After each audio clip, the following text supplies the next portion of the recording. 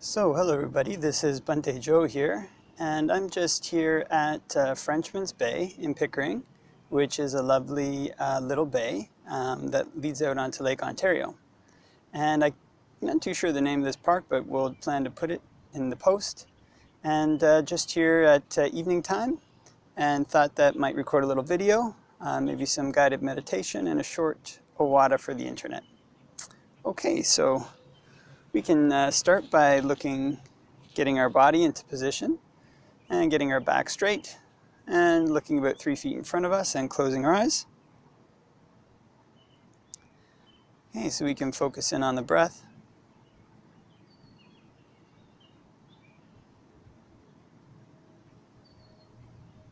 Can know when it's coming in and know when it's going out.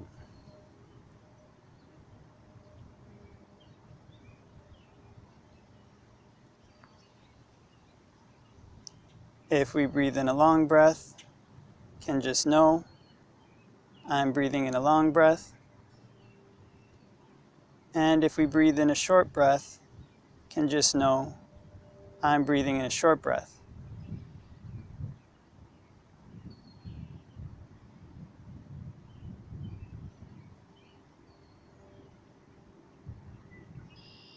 And we can try to change our perception of the breath a bit. Sometimes we can picture the breath as being kind of in front of us, but instead we can shift our perception a bit so that we're almost right in the center of the breath. Kind of like we were standing under a waterfall.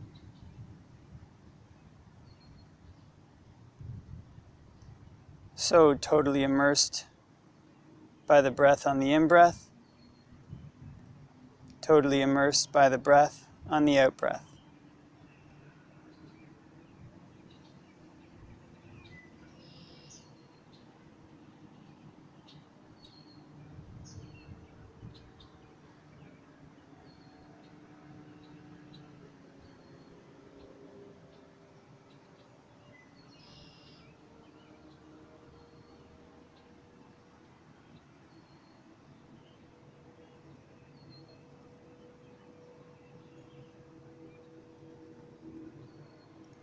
And we can focus in on the breath at the tip of our nose. And when we're focusing in on the breath at the tip of our nose, it can be helpful to change our perception of the breath so that it's not just air that we're pulling in and out of the lungs, but it's a kind of energy that's all around us and coursing through the body. And it's possible to pull it into and out of any part of the body we like. Through skin, through blood,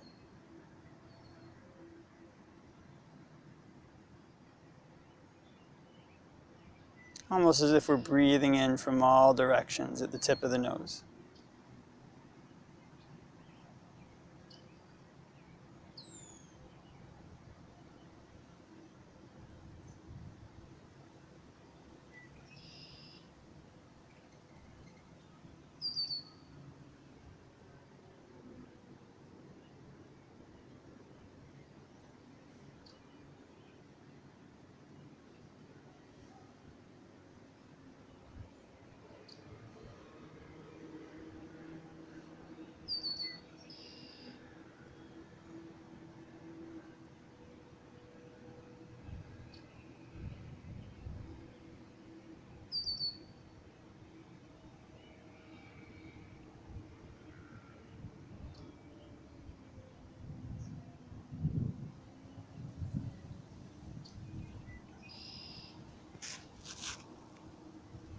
And from our breath at the tip of the nose, we can let our awareness expand until it fills our whole body.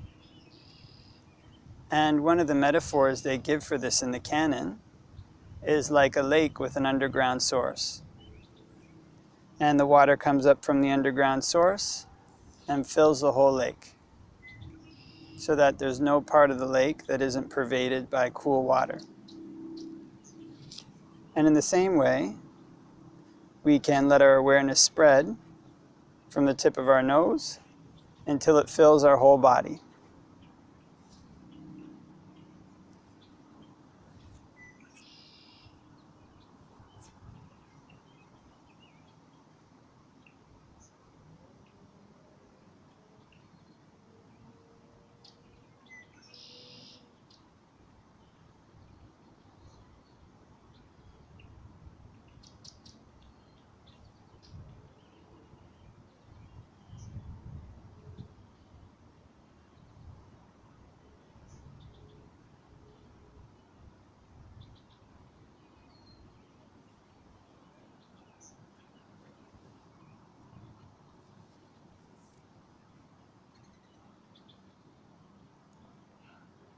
And with awareness filling our whole body, can practice whole body breathing.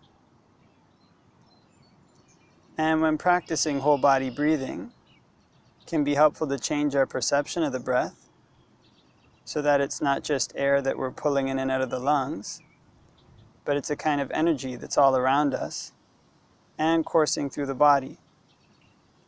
And it's possible to pull it into and out of any part of the body we like.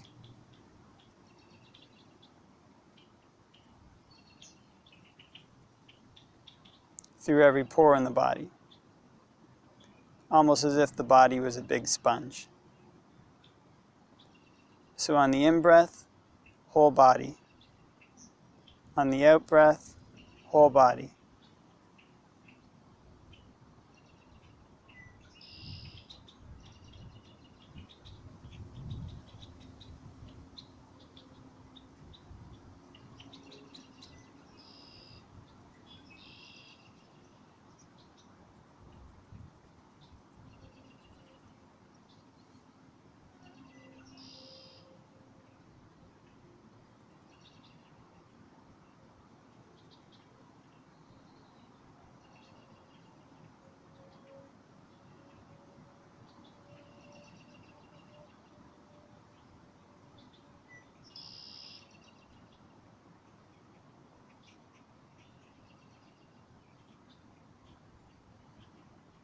Okay, so we can open our eyes.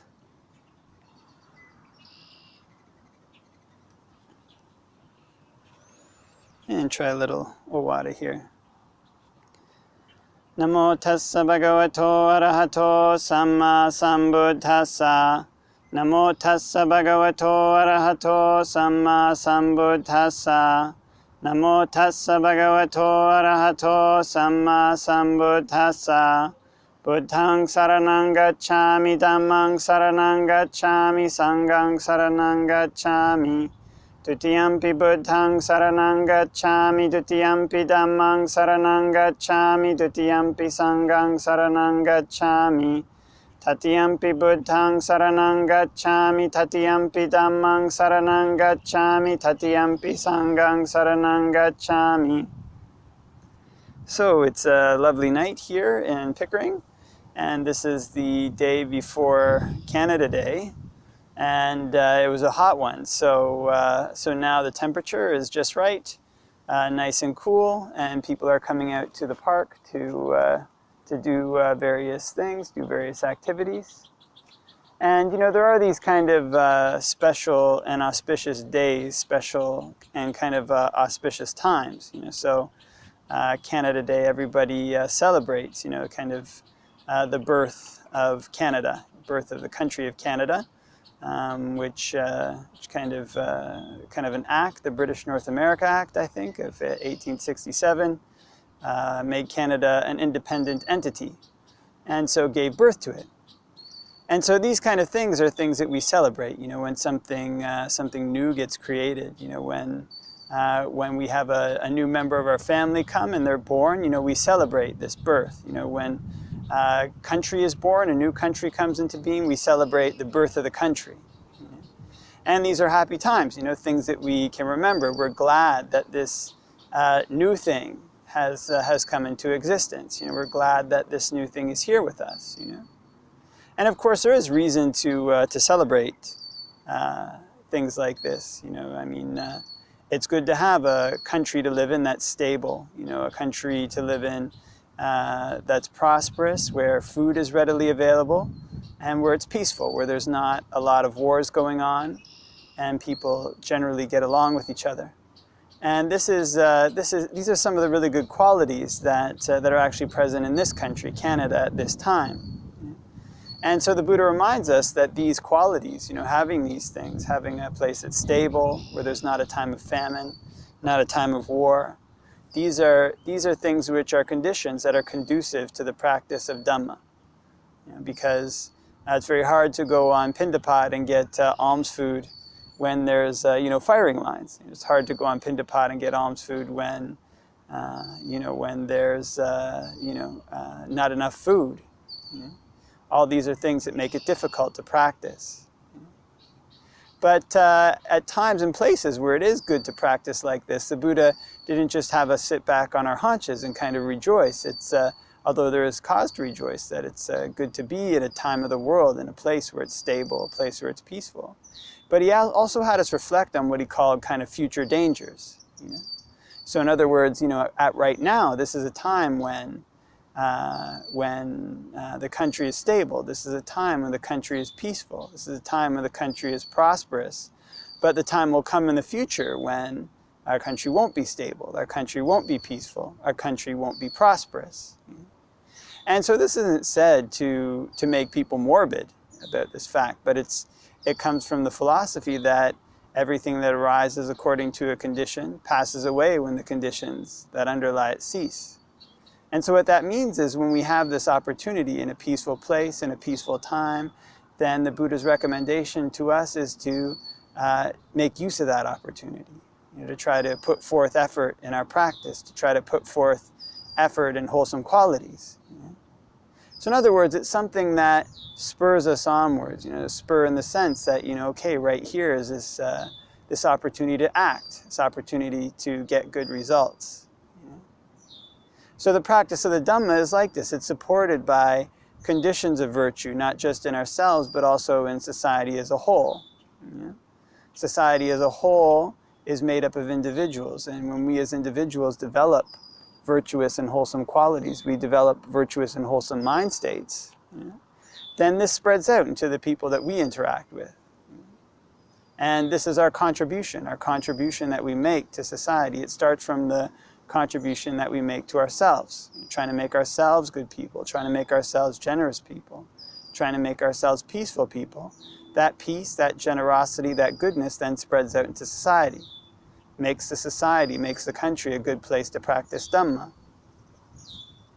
But then the thing about this too is that, of course, Buddhists always have this thing about impermanence, so there's always a good thing and a flip side, so we celebrate the birth of things. We celebrate the birth of Canada on Canada Day. We celebrate the birth of our relatives when they come into our family, but then we also suffer when they pass away. We suffer when the Canadian economy takes a downturn. We suffer when our relatives get sick. We suffer when we get sick. And these things are things that are seen as kind of inevitabilities. Of course, our relatives will get sick, pass away. Of course, we'll get sick, pass away. Of course, there will come a time when the Canadian economy takes a downturn.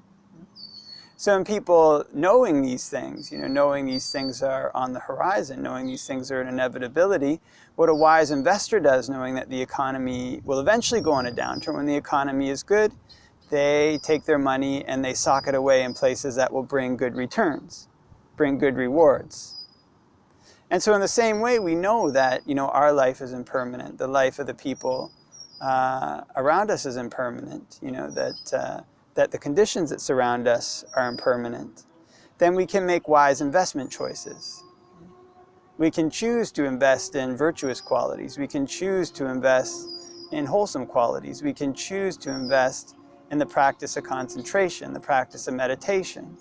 Choose to invest in things that will make our mind peaceful now, make us happy now, and also carry forward, make it with happiness in the future.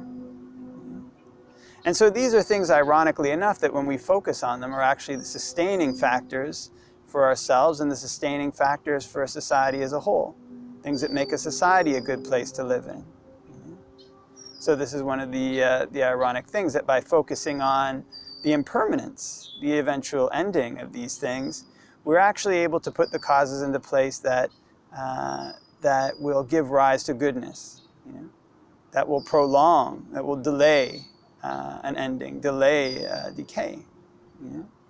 Because this type of decay, this type of falling away in society, this type of falling away in ourselves, starts to usually come when we think that they're going to last forever. When we think that we're going to be a peaceful, prosperous nation forever, then what tends to happen?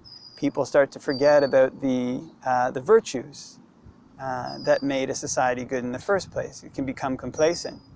When we think that we're going to be healthy and young forever, then we forget we forget about doing good things, forget about socking away or investing in wholesome qualities for when we're old, so that we'll have peace of mind then. And so what we really do on Canada Day then, what's a good thing to do is to reflect on the goodness that makes Canada a good place to live, to reflect on the benefits that arise from living in a peaceful society, but also to make an investment. Right now society is good, right now society is peaceful, so let me take this goodness and peace that's available here right now and invest it for more goodness and peace in the future. Invest it in becoming a good person. Invest it in the practice of meditation. Invest it in the practice of giving. And these are things that will continue the goodness in society. But of course, reflecting on the inevitable impermanence of things, we try to take our minds even further, further than just being content with living in a good society, being content with the happiness of having enough food to eat, enough water to drink, good friends and good relatives around us. Because we reflect that all these things, although they have a beginning, they'll have an end. And so what we seek to find is an ending to the cycle entirely. What we want to look for eventually, we invest in this goodness not just for the sake of consuming it, but for finding something even further. Something that goes beyond good and evil karma. Something that goes beyond just the happiness of living in society. Something that goes beyond the happiness of conditions. So what we're seeking for is the happiness of the unconditioned. A happiness that isn't born and doesn't die. Doesn't have any change to it. So on Canada Day, on the day of birth, a day of birth of a nation that's good to live in, of a society that's virtuous and peaceful, with good people. These are some thoughts that we can reflect on, the thoughts on what makes Canada a good place to live in. Taking that goodness, this opportunity and learning to make this goodness more manifest in ourselves. Make peacefulness more manifest in ourselves. And these are things that will spread out and help to continue the goodness in Canadian society, starting from us. But we don't just stop there, we don't just stop with goodness, we try to take it further, learn to develop this passion for all formations, this passion for all types of birth, so that we can find a happiness that goes beyond birth, that goes beyond death, so we can find a happiness that's unconditioned. And when people like this arise in a society, people who have attained this happiness, people who are arahants, this is one of the best things that can happen in any place, one of the highest blessings. Because these people show us a way to something that's truly good, and something that doesn't change. So those are some thoughts for Canada Day in this park, and hope that everybody has a happy Canada Day, and wishing everybody all the best.